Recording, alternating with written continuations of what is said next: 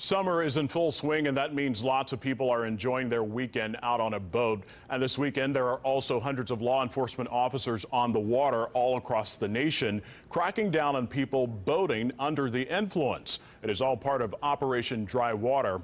24-Hour News 8's Jessica Smith was on Geist Reservoir with a conservation officer today and shows us what they're watching for. Keep safe. Oh, yeah.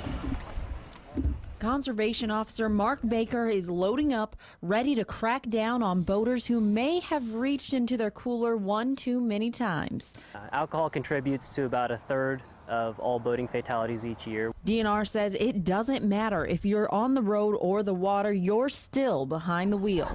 The only difference between being on a road and being on the water is there's no open container law on the water. People can actually drink while they're out on the water, and there's no problem with that as long as they're responsible with it.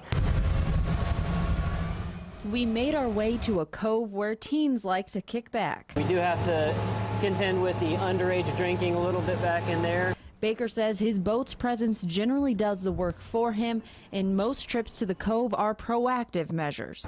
If there is any underage drinking or anything that shouldn't be going on out here, they're usually pretty quick to do away with it by the time we get to them. But Baker is also keeping an eye out for anything fishy.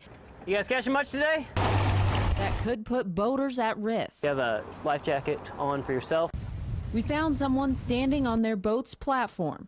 You got to have them down in here. If you hit a bump or something, somebody tosses some wake your way, it could get dangerous for him real quick.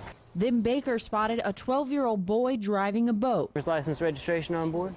And Dad had to pay the price. To allow an underage operator sole control of a boat, it's extremely dangerous. We eventually made it back to the dock before Baker headed back out to make sure everyone else did the same. Our number one priority is to get everybody home safely at the end of the night. DNR will be out on the water until at least midnight tonight. Then they'll be back out here tomorrow afternoon, making sure everyone gets home safe on this Operation Dry Water weekend. Jessica Smith, 24-Hour News 8.